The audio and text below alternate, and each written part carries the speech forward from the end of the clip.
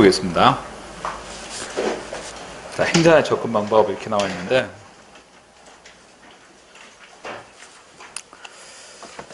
자, 여기 행정의 접근 방법, 행정의 이론과 접근 방법, 여기서 53번 문제 보시면, 여러분들 그 53번에 나와 있는 여러 사상가들 있잖아. 요거 연결해서 좀 챙겨줘야 됩니다. 왜냐면 새롭게 그 시험 문제로 이렇게 등장한 그런 유형이기 때문에 좀 이해해둘 필요가 있어요. 자, 53번에서 행정 사상가가 주장하는 내용을 가장 옳게 짝지은 것은 1번 해밀턴은 분권주의를 강조하면서 대중의 뿌리를 둔 풀뿌리 민주주의를 강조하고 있다.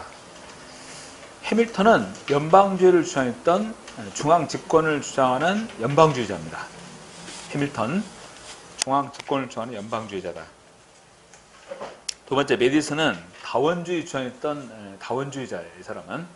그러면 다원주의 그러면 뭐가 생각나?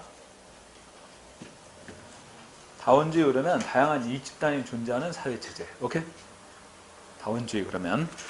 그래서 이익 집단을 중요시했으며 정치 활동의 원천으로 이익 집단을 인식한다. 이게 다원주의의 토대예요. 요 내용이. 네. 자, 정신 차리고. 네. 한번. 제퍼슨은 연방정부의 힘이 집중되어 있는 중앙 집권을 주장했다. 1번하고 3번은 반대로 표현됐습니다. 여러분들, 이 제퍼슨은요, 지방 분권을 주장하는 자유주의자입니다. 자유주의자예요. 네. 제퍼슨 자유주의. 해밀턴은 중앙 집권을 주장하는 연방주의자고, 이렇게 비교해서 해밀턴하고 제퍼슨 반대로 표현됐어요. 4번 일슨은 정치행정에 분리될 수 없는 정책적 이론론이 아니라 정책적 이원론을 주장했습니다. 메디슨은 다원주의 주장했던 인물이에요. 그래서 53번에서는 정답이 2번입니다. 53번에.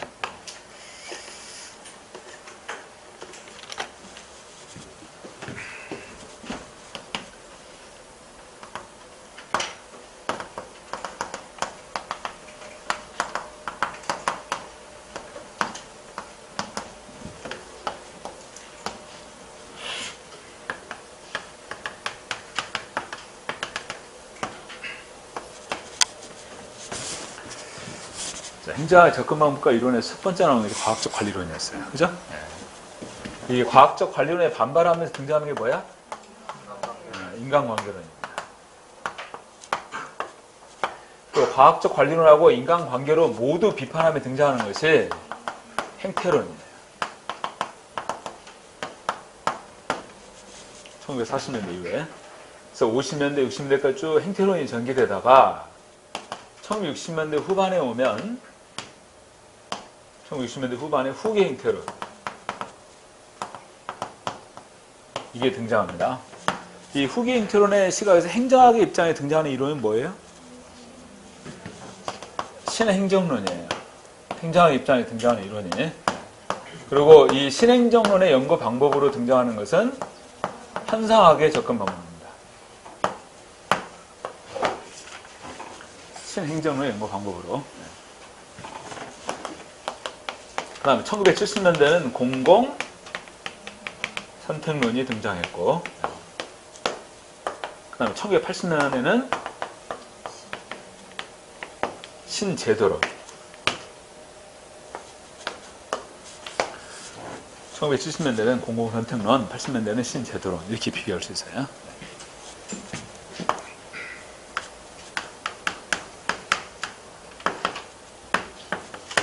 그 다음에 정부 실패를 극복하기 위해서 정부 실패 극복을 위해서 등장하는 대표적인 이론들이 1980년대에 등장하는 것으로 첫 번째가 신공공관리론이 있죠. 신공공관리론은 행정의 경영화 이렇게 표현하는 겁니다. 행정의 경영화. 그 다음에 다른 한편에서는 뉴 거버넌스. 거버넌스는 행정의 정치화. 이건 행정의 경영화의 특징이고 이것은 행정의 정치화예요. 왜냐하면 이 뉴 거버넌스의 등장과 더불어 시민사회단체 확대가 이루어지게 되니까. 자, 이걸 비판하면서 등장하는 것이 1990년대 들어오면 신공공 서비스론의 입장입니다.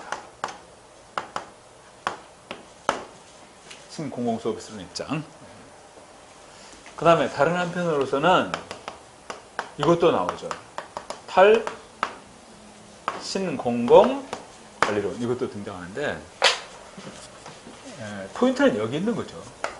NPS에.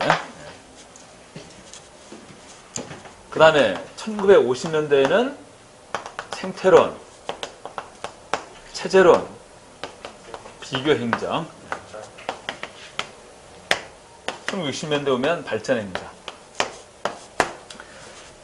생태론하고 체제론, 그 다음에 비교행정은 행정을 환경의 종속변수로 이해한다. 여기는 행정이 환경의 종속변수. 발전행정에서는 행정이 독립변수예요. 여기는. 오케이? 갈까요?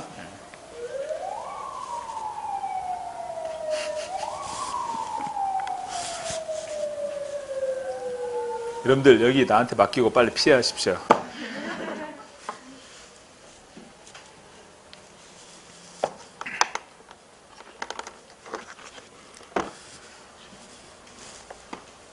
자, 55번 보겠습니다. 자, 일단 이 흐름은 먼저 이해를 해둬야 돼요.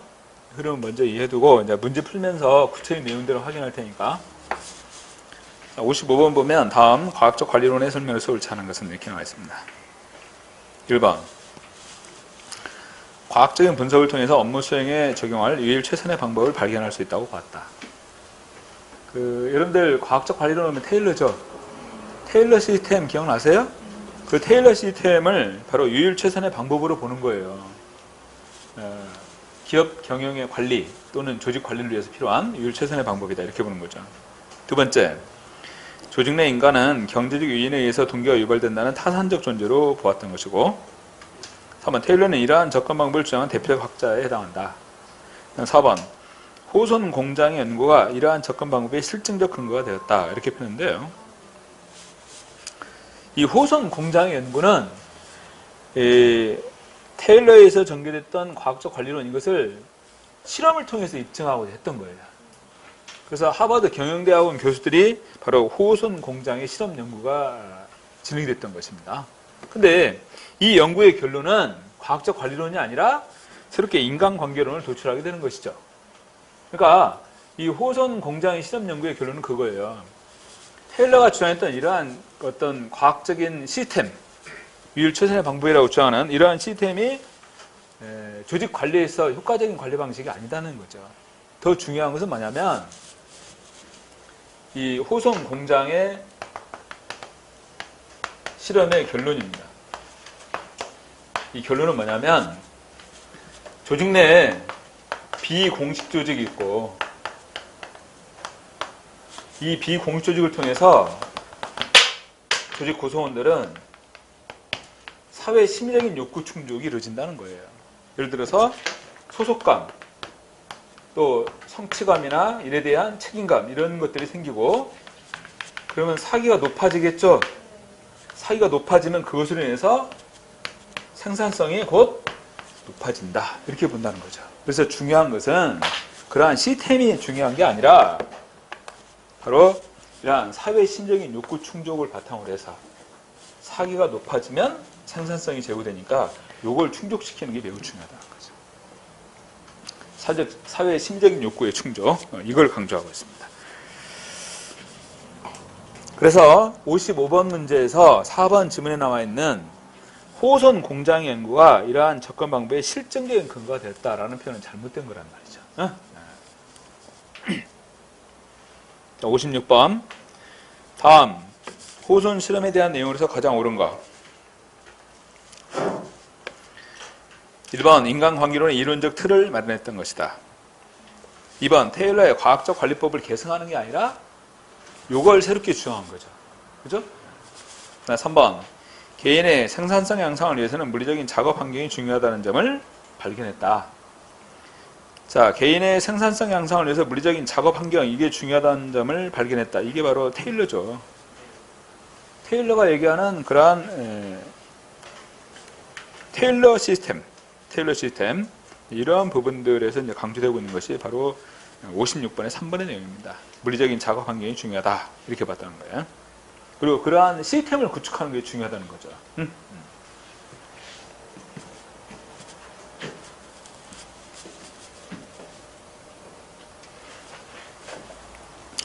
그다음 4번 본래 실험 의도와 다르게 작업의 과학화, 객관화, 분업화의 중요성을 발견했던 거 이렇게 표현했는데 지금 이 호손 실험에서는 본래 실험 의도와 다르게 작업의 과학화, 객관화, 분업화의 중요성을 발견했다는데 작업이 과학화되고 객관화, 분업화가 이루어질 거 또 이 중요성을 발견했다는 것은 과학적 관련의 특징이에요. 오케이? 여기서 강조하는 것이 바로 이 작업의 과학화, 객관화, 분업화잖아요. 그래서 이 호손 공장의 실험 연구의 결론은 이런 내용이 아니라 바로 이걸 강조하고 있다는 얘기예요. 아셨어요? 이것을. 그래서 56번에서는 옳은 것은 1번 내용이 됩니다. 여기서. 오케이? 호손 실험에 대한 내용에서 가장 옳은 거 그러냐면 인간관계로는 이론적 틀을 마련했다. 이렇게 봐야죠. 그죠?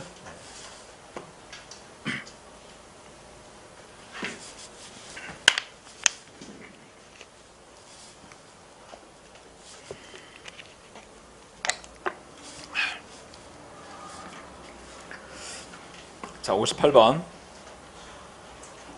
자, 행태론의 접근 방법에 설명해서 가장 옳지 않은 거. 자, 1번 행태주의는 사회과학의 행태에 공통된 관심을 갖고 있기 때문에 통합된다고 보고 있다. 두 번째, 행정의 실체는 제도나 법률이 아니라고 주장하면서 행정인의 행태에 추정을 맞추고 있는 것이다. 3번 논리 실중주의를 강조한 사이먼 이후에 행정학 분야에서 크게 발전했다. 4번 사회적 문제 개선에 기여할 수 있는 연구와 그 다음에 가치평가적인 정책 연구를 지향한다. 이렇게 얘기했어요. 자, 여기서 거리가 있는 거 이렇게 얘기했는데 행태로는요 행정이론의 과학화에 기여한 바가 매우 크다. 이렇게 표현할 수 있습니다. 행정이론의 과학화에 기여했다. 이렇게 볼 수 있다는 거야. 그 1번에 나와 있는 것처럼 행태주의는 사회과학이 행태에 공통된 관심을 갖고 있었기 때문에 통합된다고 보고 있다. 이게 무슨 말이냐면 행태론은요 교육학, 심리학, 사회학, 경영학, 행정학 이렇게 사회과학 전반에서 공통된 연구였어요. 그러니까 얼마든지 통합적인 연구가 가능한 거죠. 그러니까 두 번째 행정의 실체는 제도나 법률이 아니고 행정인의 행태 이게 바로 그 행정의 실체다. 초점이다. 이렇게 본다는 거죠. 또 논리 실증주의를 강조했던 사이먼 이후에 행정학 분야에서 크게 발전했던 것이 바로 행태론이고 4번 사회적 문제 개선에 기여할 수 있는 연구와 가치평가적인 정책 연구를 지향한다. 그건 어디에서? 후기 행태론에서 강조하는 거잖아. 여러분들 후기 행태론의 특징이 뭐냐면 여기서는 적실성과 실천 이걸 강조하고 있어요. 이 후기 행태론 입장에서는 적실성과 실천. 그래서 사회 문제 개선에 기여할 수 있는 연구와 가치평가적인 정책 연구를 지향한다. 이것은 후기 행태론의 입장입니다.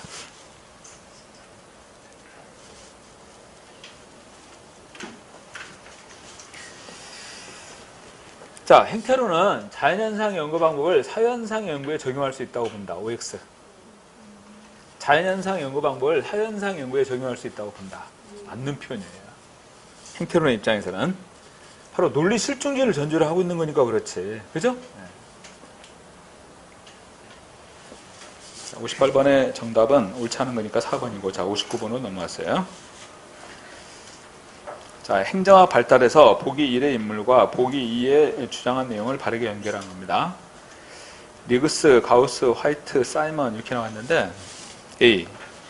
행정이론은 동시에 정치이론을 의미한다. 이렇게 주장하는 건 가우스입니다. 가우스예요. B. 조직의 최고 관리층은 기획, 조직, 인사, 지휘, 조정, 보고, 예산 기능을 담당하는 것이다. 누가 주장했어요? 균릭이 주장하는 거죠.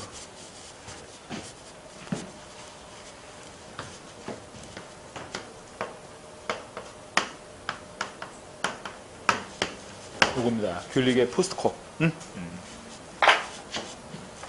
C5는 뭘 의미한다고? 이것은 조정이에요. 이건 조정에 관한 겁니다.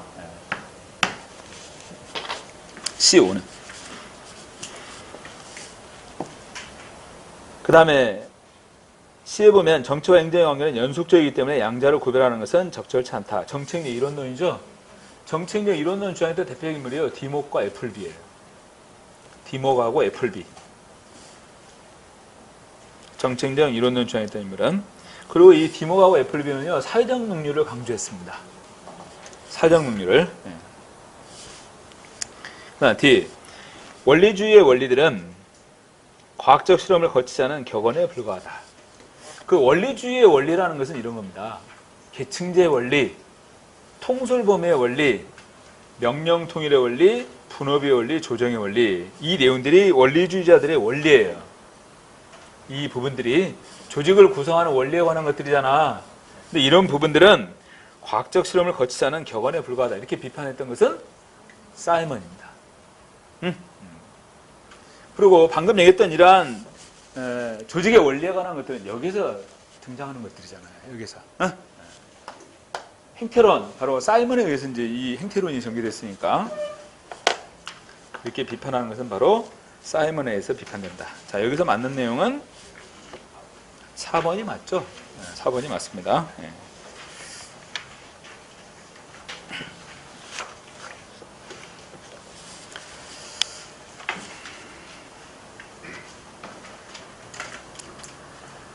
자, 60번 보면 행정의 주요 접근 방법으로서 생태론의 접근 방법의 특징에 대한 설명을 찾는 거 이렇게 하는데 생태론은요 처음으로 행정과 환경과의 관계를 연결시켜서 연구하기 시작했습니다. 개방체제 관점에서 생태론. 생태론의 접근 방법을 행정에 도입했던 것은 1947년도 가우스이고 그 뒤 이제 리그스에서 발전하게 되는 거죠. 가우스, 리그스 이런 인물들. 두 번째. 행정현상을 자연사회 문화적 환경과 관련시켜서 이해하고자 했다. 처음으로 개방체제의 관점을 나타냈다. 이렇게 표현할 수 있습니다. 그다음 3번. 행정이 추구해야 될 목표나 방향을 명확히 제시하고 있다. 그런데 생태론은 이 행정을 연구하는 데 있어 환경적인 요인들이 여기에 어떻게 영향을 줄 것인가. 그리고 여기에 영향을 주는 환경적인 요인은 어떤 것들인가. 여기에 초점을 두고 연구하는 겁니다. 그리고 이제 예를 들어 선진국하고 후진국이 있으면 그 행정에 영향을 줄 수 있는 환경적인 여건들이 차이가 있죠. 이런 부분들도 비교해서 이제 설명을 했단 말이죠. 이러한 환경적인 여건이나 특성에 따라서 이 행정에 영향을 미치고 이게 특징되어진다는 거예요. 이게 생태론의 연구인데 그 생태론의 연구에서는 행정이 추구해야 될 목표, 방향 이런 것들은 명확히 제시하지 못하고 있다. 그런 얘기예요. 행정이 추구해야 될 목표나 방향을 명확히 제시하지 못하고 있다. 그런 얘기입니다. 여러분들 여기 신행정론의 입장에서 추구되는 이념과 가치는 뭡니까? 여기서 추구하는 이념, 가치 뭐예요?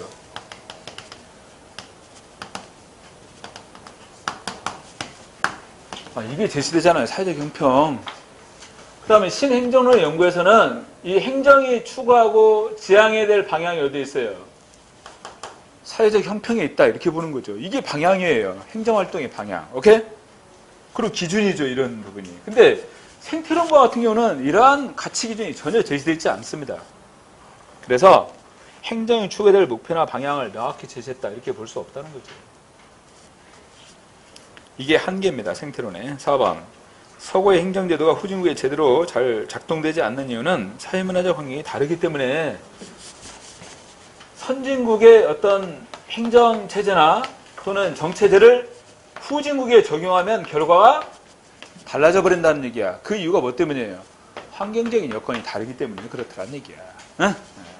그러니 이 후진국의 여건에 맞는 그러한 행정체제나 정체제를 이식하기 위해서는 환경 여건을 정확하게 파악하고 있어야겠죠? 그래서 행정이나 정치에 영향을 주는 환경적인 요인을 연구했던 거예요. 이걸 제대로 이해해야만이 이 환경 조건에 적합한 정치나 행정체제를 이식할 수가 있다는 거예요. 그게 생태론의 입장입니다. 60번에서는 그래서 3번이 거리가 있어요. 3번의 내용은 생태론의 한계를 지적하는 겁니다. 오케이?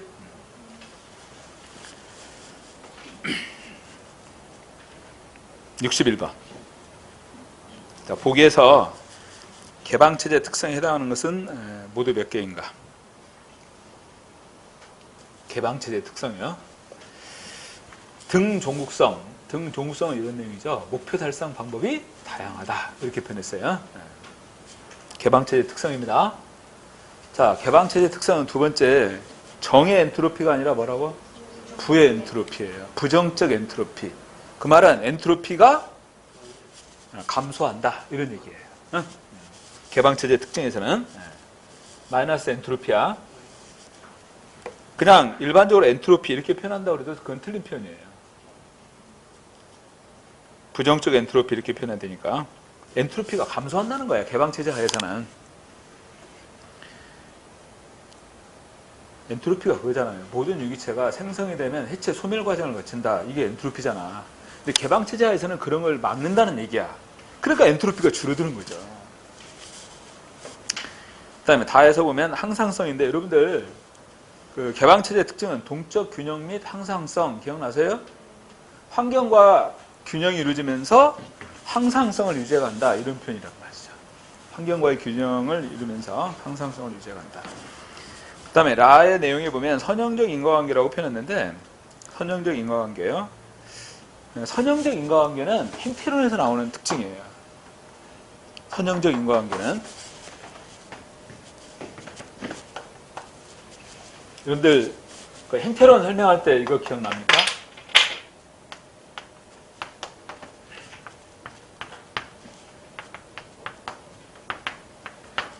자, 여기 여러분들 있는데 A의 수업 방식은 내가 지금 수업하는 방식이야.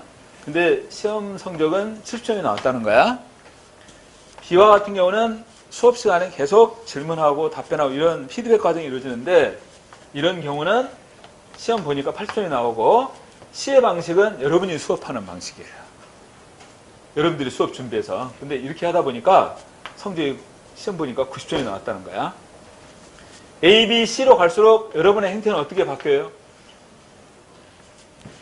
소극적인 입장에서 적적인 입장으로 바뀌니까 성적이 어떻게 됐어요? 이렇게 올라간다는 거야. 어?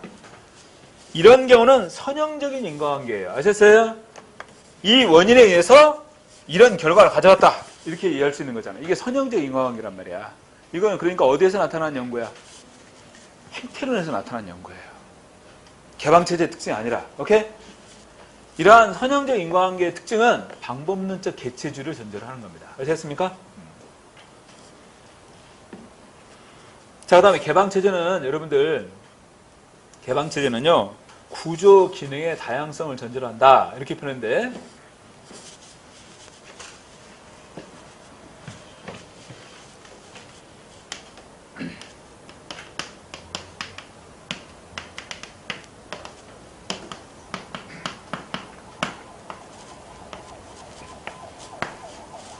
자, 내가 개방체제 설명하면서 이렇게 체제를 설명했어요. 국가가 있고, 입법, 행정, 사법부가 있고, 행정부는 대통령이 있고, 국무총리가 있고, 그 다음에 이 밑에 보면 다양한 여러 부처들이 있죠.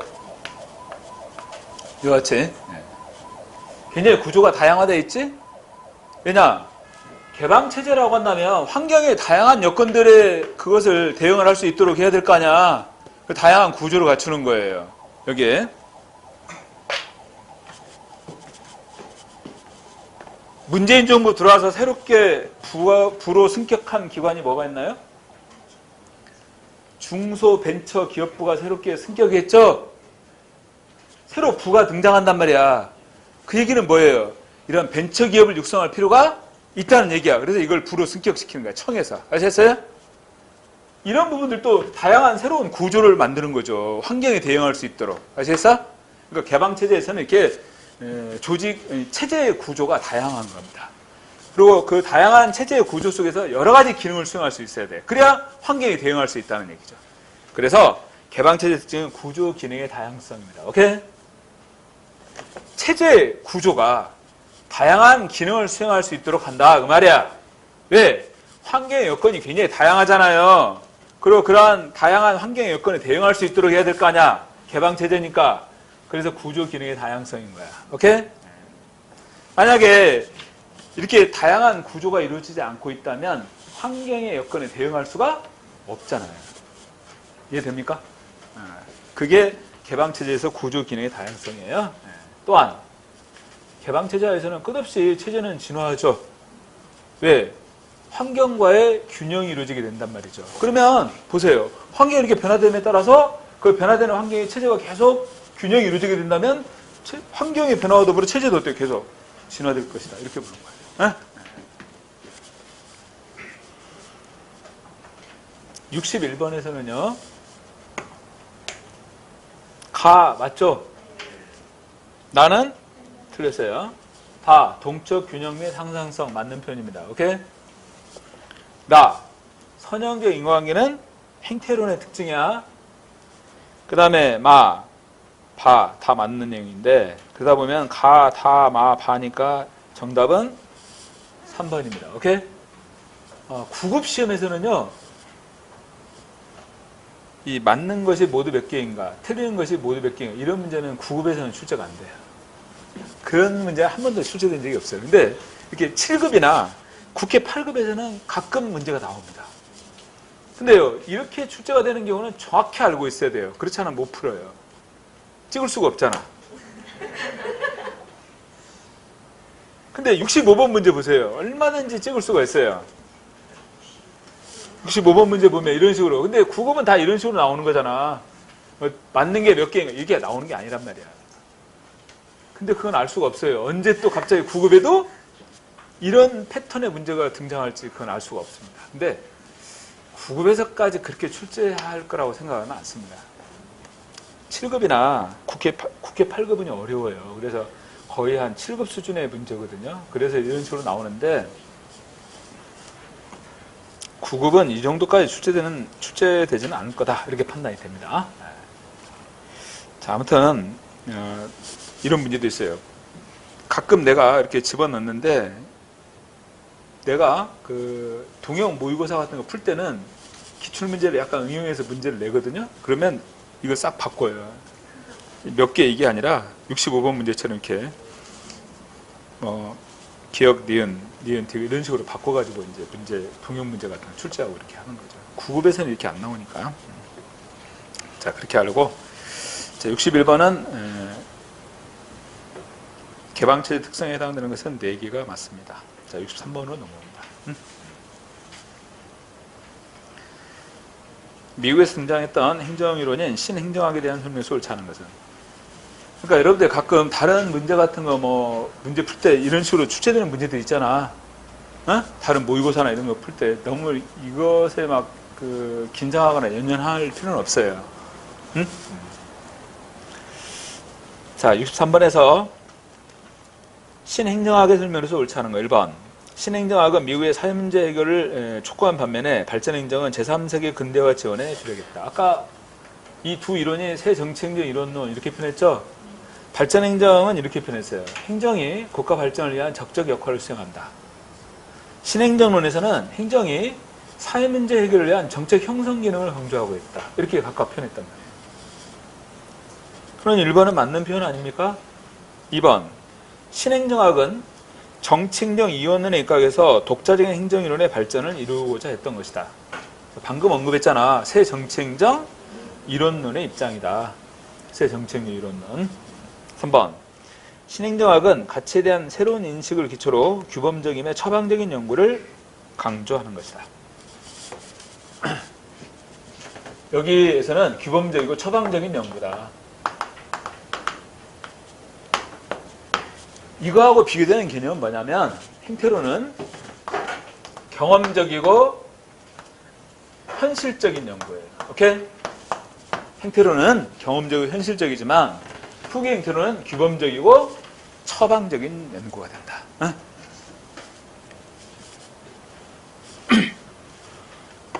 4번. 신행정학은 왈도가 주도했던 1968년도 민나우브룩 회의를 계기로 태동했던 것이 바로 신행정학이다. 오케이? 자, 63번에서 옳지 않은 거 그런다면 몇 번? 2번이 틀렸어요. 오케이? 네, 2번이 틀린 내용입니다. 65번. 신행정학의 핵심 내용으로 옳은 것을 모두 고르면.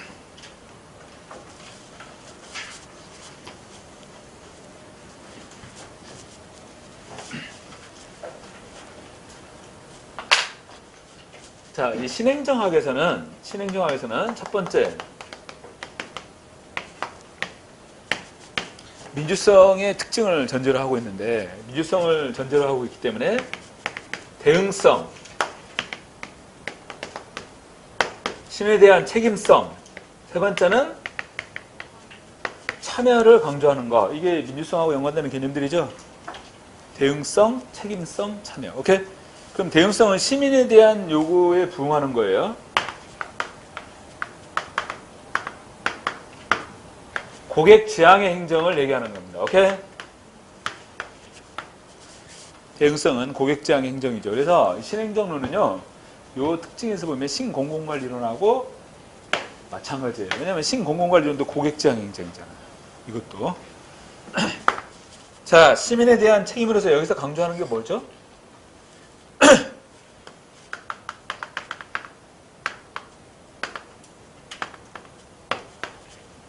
사회적 형평입니다.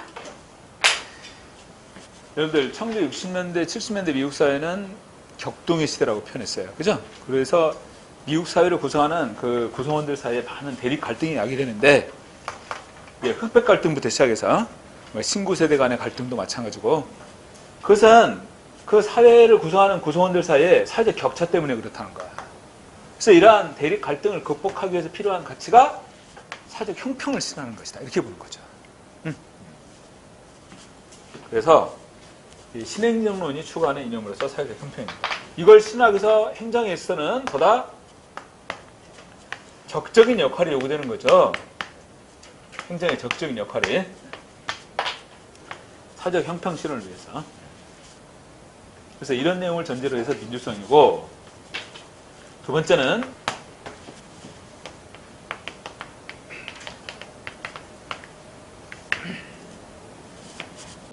탈계층제 조직이라고 그랬어. 그죠? 탈계층제 조직. 왜냐? 행정을 둘러싸고 있는 환경이 격동의 시대니까 그러한 변화 여건에서 적절하게 대응하기 위해서는 전통적인 계층제를 기반으로 한 이런 관료제 조직은 대응이 어렵잖아요. 그래서 계층에서 벗어난 탈계층제적 조직 이렇게 주하는데, 이게 뭐야? 이게 에도크라시예요. 오케이? 탈계층제 조직을. 이런 조직일 때 신속한 대응이 필요한 거죠. 가능한 거고. 그 다음에 세 번째는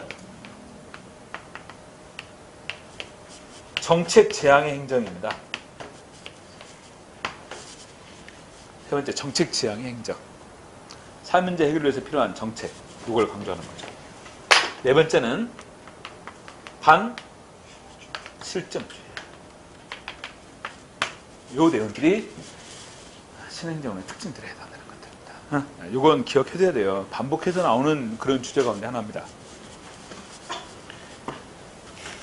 자, 65번에 보면 지금 64번하고 65번 다 신행정론에 관한 것들인데, 여기서 65번에 보면 신행정학의 핵심 내용으로 옳은 것을 모두 골라라. 효율성을 강조하고 있다. 틀렸지? 여기는 형평성이잖아. 효율성은 어디서 강조합니까? 여기서 강조합니다. 신공공관리론에서. 실종주의적 연구 지향이 아니라 여기는 반실종주의. 반실종주의. 그 다음에 디귿, 적실성 있는 행정학의 연구. 여기 보세요. 적실성과 실천을 강조합니다. 적실성이란 현실 적합성을 얘기하는 거예요. 현실 적합성. 그 다음에 리을, 고객 중심 행정. 여기 보세요. 고객 지향 행정을 강조하고 있잖아. 대응성으로서. 오케이? 그 다음에 미음, 기업식 정부의 운영은요, 여기서 강조하는 거예요. 기업식 정부 운영. 그래서 65번에서 신행정학의 핵심 내용으로 옳은 것, 그러면 디귿과 리을, 이렇게 두 가지 내용이 됩니다. 아무튼 이거 암기하셔야 돼요. 이 내용은 이거 암기하셔야 됩니다. 자, 66번 현상학의 행정연구의 설명에서 옳지 않은 거. 1번 행정현상은 사람들의 의식, 생각, 언어, 개념을 통해서 구성되는 것이다. 행정현상이란 또 사회현상도 마찬가지죠. 2번 행정연구에서는 행정활동과 관련된 사람들 사이의 상호작용에 의해서 구성된 상호주관적 경험이 중요하다. 사회 구성원의 상호주관적 경험. 그 다음에 3번 행정연구에서 가치와 사실의 구별을 인정하고 현상을 개체적으로 파악하고자 한다. 행정연구에서 가치와 사실을 구별하고 주로 행정연구의 대상은 사실에 국한해서 연구가 이루어졌다. 어디에서 나오는 거예요? 행태론에서 나오는 거죠. 응? 행태론에서 나오는 겁니다. 논리 실증주의를 전제로 하고 있기 때문에. 응? 그래서 행정연구에서 가치와 사실의 구별을 인정하고 현상을 개체적으로 파악하고자 한다. 이렇게 얘기했는데 이게 이제 방법론적 개체주의 관점이죠. 그래서 3번 내용은 전체적으로 행태론을 표현하는 내용입니다. 4번 기존의 관찰이나 믿음의 영향을 받지 않기 위해서 괄호 안에 묶어두기, 객관적으로 바라볼 수 있다는 얘기예요.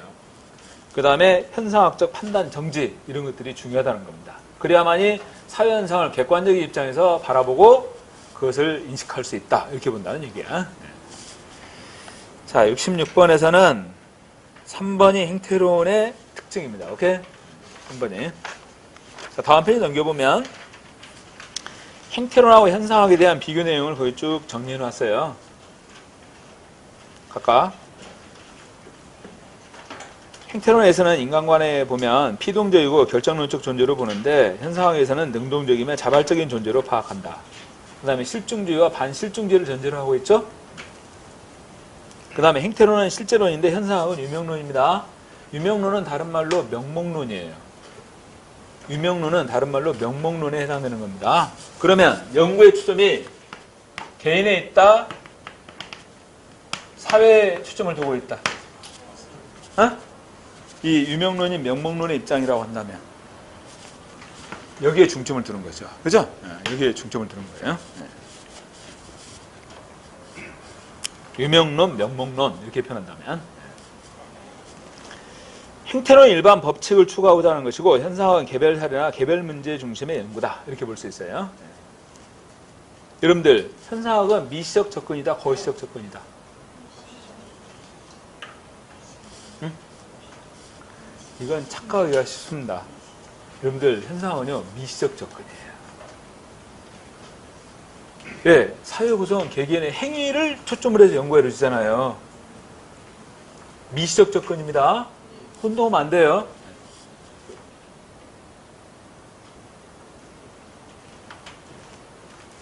자, 67번 봅시다. 자, 현상학의 접근 방법에 대한 설명에서 옳은 것만을 모두 골라라. 이렇게 나왔는데, 자, 기억해 보니까 행정현상의 본질, 인간인식의 특성, 이론의 성격 등 사회과학 연구의 본질적인 문제에 대해서 실증주의와 행태주의적 연구 방법에 반대하고 있는 것이다. 맞잖아요. 그다음 니은 진리의 기준을 맥락 의존적인 것으로 보면서 상상, 해체, 영역 해체, 타자성 등의 핵심 개념을 포함하고 있다. 이건 뭐야? 상상, 해체, 영역 해체, 타자성 등의 핵심 개념을 포함하고 있는 거야. 이거 포스트 모더니즘이에요. 응? 포스트 모더니즘의 시각입니다. 이 내용은 디귿 사회현상이나 사회적 실제란 자연현상처럼 사람과 동떨어진 객체로 존재하는 것이 아니라 사람들의 상호 주관적 경험으로 이루어지게 된다. 현상학의 관점입니다. 사람들의 상호 주관적 경험으로 이루어지는 것이다. 사회현상은. 그래서 사회현상을 제대로 이해하기 위해서는 그 사회 구성원들이 어떠한 의도와 동기를 가지고서 그런 행동을 했는지 이런 걸 파악하는 게 중요하다는 거예요.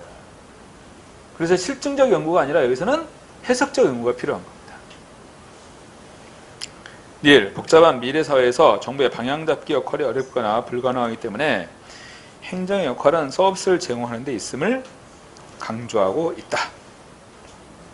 행정의 역할이 방향 잡기가 아니라 서비스를 제공하는 데 있다. 또 봉사하는 데 있다. 뭐야? 신공공 서비스라는 입장입니다. 그죠? 자, 그렇다면 현상학의 접근 방법으로서 옳은 것은 기억하고 디귿이다.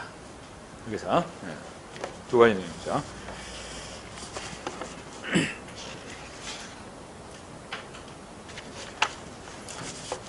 잠깐 계속 끝날 때까지 계속 할 게 아니라 잠깐 쉬었다 합시다.